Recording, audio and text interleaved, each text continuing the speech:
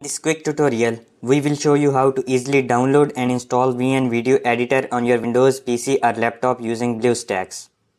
VN Video Editor is a fantastic video editing tool, and with BlueStacks, you can run Android apps seamlessly on your Windows system. Follow our step-by-step guide and get started with VN Video Editor for your creative projects. Whether you are a content creator, vlogger, or just someone who wants to edit videos on their PC, this video will guide you through the process. Don't forget to like, share and subscribe for more useful tutorials. To download and install VN Video Editor on your Windows PC or laptop using BlueStacks, follow these steps. Step 1. Download and install BlueStacks Android emulator from the official website. Step 2. Open BlueStacks and sign in with your Google account.